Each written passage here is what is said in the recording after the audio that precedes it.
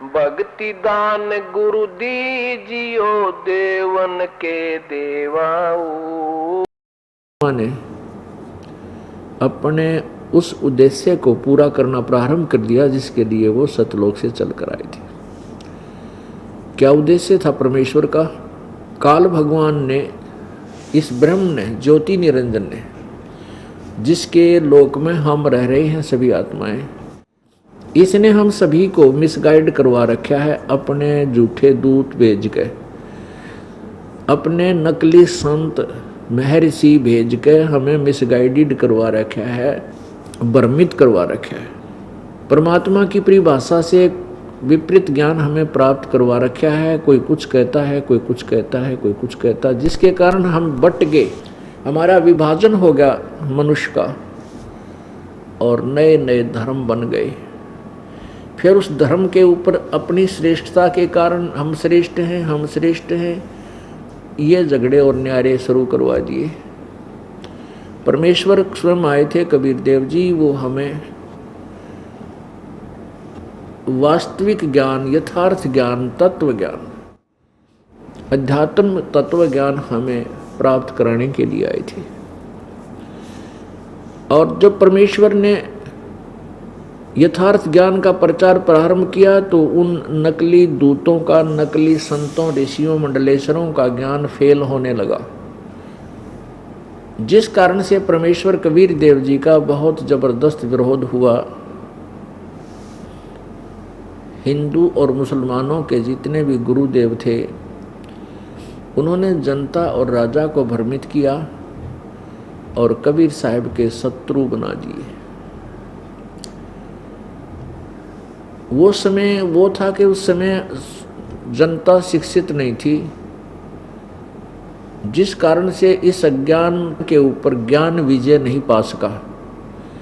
वही ज्ञान परमात्मा जो 600 वर्ष पहले हमें प्रदान कर कर शरीर चले गए थे, आज वही ज्ञान है, ये दास प्रचार कर रहा है परमेश्वर की आज्ञा से। उन्हीं की कृपा से ये सब कार्य हो रहा है, परमेश्वर कबीर देव जी की कृपा से।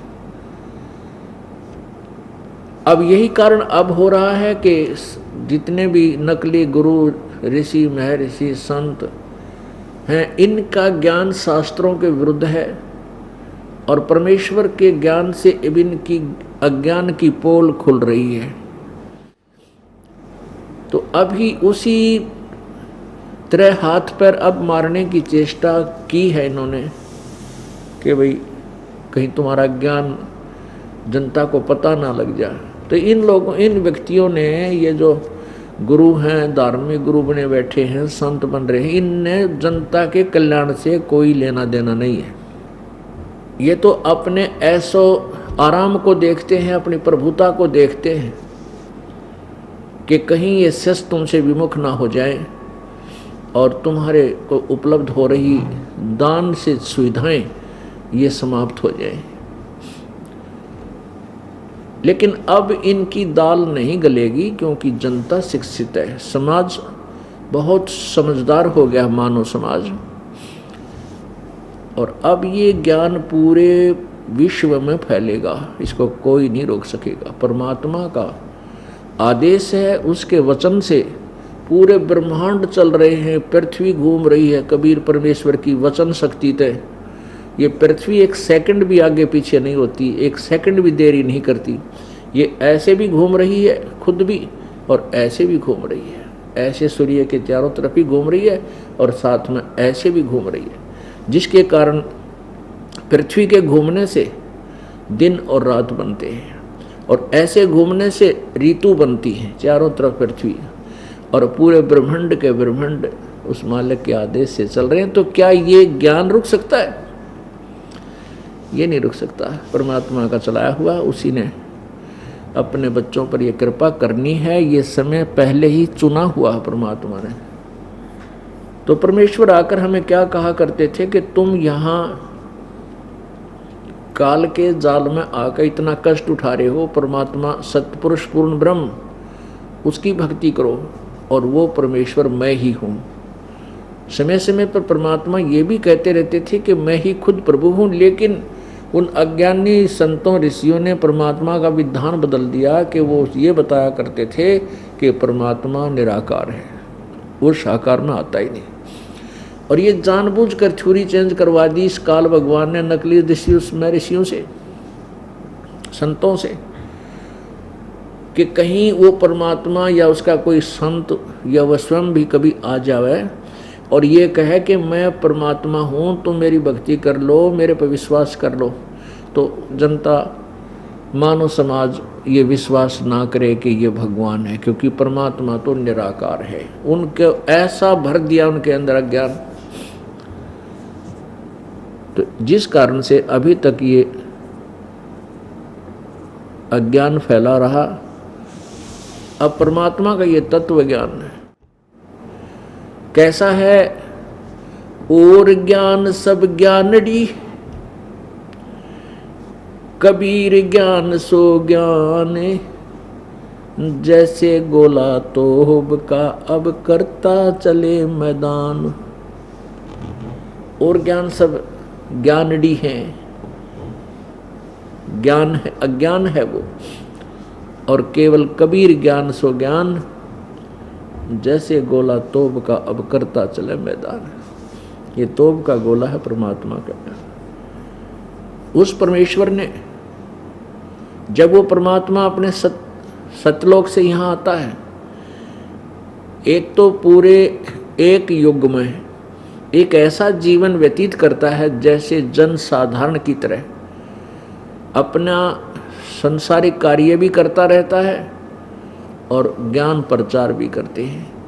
एक शिशु रूप धारण करके प्रकट होते हैं और बड़ी अवस्था, वृद्ध अवस्था दिखाते हुए, यानी पूरा मानव जीवन की तरह जीवन जीते हैं। अपना मेहनत करके टुकड़ा कर खाते हैं जैसे जन साधारण किया करता है, ऐसी लीला करते हैं और फिर वो सहशरीर चले जाते हैं। उसके पश्चात भी वो परमात्मा जब चाहे प्रकट हो जाते हैं और अपनी प्यारी आत्माओं को आकर मिलते हैं, उनको अपना एविडेंस बनाते हैं, अपना एविडेंट बनाते हैं, गवाह बनाते हैं कि कबीर परमात्मा है।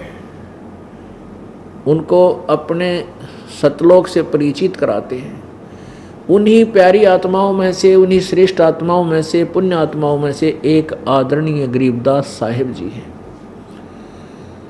जो हरियाणा स्टेट में जिला झज्जर गांव छुडानी के अंदर जन्म हुआ था संत गरीबदास जी का। और जब वो 10 वर्ष के हुए, खेतों में गायें चरा रहे थे, अपनी ही गऊओं को। किसान के घर जन्म था गरीबदास साहिब जी का और बहुत ज़्यादा उनकी ज़मीन थी। अपने और 150 गायें रखा करते थे। कुछ अन्य किराए के पाली ग्वाले भी होते थे और स्वयं भी गरीबदास साहिब 10 वर्ष के उन्हीं के साथ गायें चराने के लिए अपने ही खेतों में गए हुए थे। यानी सन 1717 संवत 1774 में गरीबदास साहिब जी का जन्म हुआ था। 10 वर्ष के हुए संवत 1784 यानी सन 1727 में परमात्मा कबीर जी सतलोक से आए एक साधु रूप में, जिंदा महात्मा के रूप में। जिंदा महात्मा होता है जो जिसने शरीर के ऊपर एक ही पूरा ओवरकोट टाइप एक कपड़ा पहन रखा होता है, घुटनों से नीचे तक का। सिर पे एक टोप होता है, टोप ऐसे लंबे से छोटे का, गोल गोल सा पूरा, ऐसी और दाढ़ी बड़ी हुई होती है। उस ऐसी वेशभूषा वाले संत को मुसलमान धर्म में जिंदा महात्मा बोलते हैं। तो जिंदा महात्मा की रूप बना करके परमात्मा वहाँ गरीबदास जी को मिले।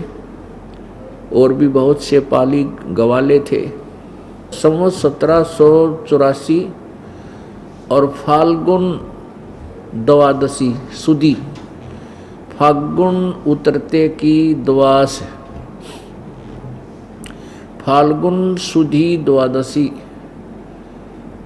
को दिन में 10 बजे वो परमात्मा आए, सशरीर वहाँ प्रकट हुए और इतनी दूर से आते हुए नजर आए।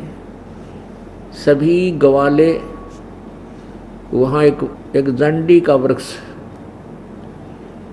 उस जाटी वृक्ष के नीचे बैठे हुए थे, क्योंकि फाल्गुन उतरते में दिन के समय धूप सी बन जाती है, हवा ना होता है, तो वहाँ वृक्ष के नीचे विराजमान थे। तो परमात्मा आए, आदर सत्कार करते हुए उन ग्वालों ने कहा, महात्मा जी आ जाओ, खाना खा लो। परमेश्वर जिंदा रूप में बोले कि बच्चों, खाना तो मैं अपने गांव से खा कर आया हूं। ग्वालों ने पूछा, आपका गांव कहाँ है, कितनी दूर है, क्या नाम है आपके गांव का? परमेश्वर ने बताया कि मेरा गांव भाई सतलोक है और 16 शंख कोस दूर है। इवन बच्चों ने सोचा 16 कोस दूर का है महात्मा, और कोई सतलोक भी होगा गांव आसपास में। तो कहने लगे, भाई खाना नहीं खाते महात्मा जी, दूध तय पीना ही पड़ेगा। पहले आदर सत्कार बहुत किया करते अतिथि का, दूध तो महात्मा जी पीना पड़ेगा। तो परमात्मा बोले, भाई दूध पी लूंगा, पर मैं मैं कुंवारी गाय का दूध पिया करूं। अब वो पाली ग्वाले थे, बड़ी उम्र के भी थे, वो कहने लगे, बाबा जी तेरी दूध पीने की नीत को ना, मजाक कर रहे तू तो। परमात्मा बोले, देख लो भाई, दूध पीना है तो कुंवारी गाय का पिया करूं मत। अब गरीबदास जी बच्चे थे, बालक छोटे से, और बच्चे में एक विशेष ज्यादा सी तर्क वितर्क की वो नहीं होती आदत। वो कहने लगे, महाराज जी देखियो, एक गाय कुंवारी गाय ले आए जो उन्हीं गऊओं में थी, जो 2-2.5 वर्ष की होगी, नए दूध ही नहीं थी, अभी तक धनाई नहीं थी। अधन्या, अधन्या माने बिना धनाई। अभी अधन्या होती है कुंवारी, अभी अधन्या यानी पूर्ण रूप से। तो उसने उस बछिया को ले आए, कुंवारी गाय को पकड़ के गले में रस्सा बांध रखा होता पट्टा है, जो गरीबदास जी की बहुत प्रिय गाय थी। उसको लाकर खड़ा कर दिया कि महाराज जी देखियो, यह दूध क्यों कैसे देगी, इसका बच्चा तो है ही नहीं, आप किसी बच्चे वाले का दूध पिलो। परमात्मा बोले, भाई तुम ऐसे करो, जो तुम्हारे पास कोई बर्तन हो ना, वो इसके सतन के नीचे, ओड़ी के नीचे, लोटी का तला धर दो, थना के नीचे।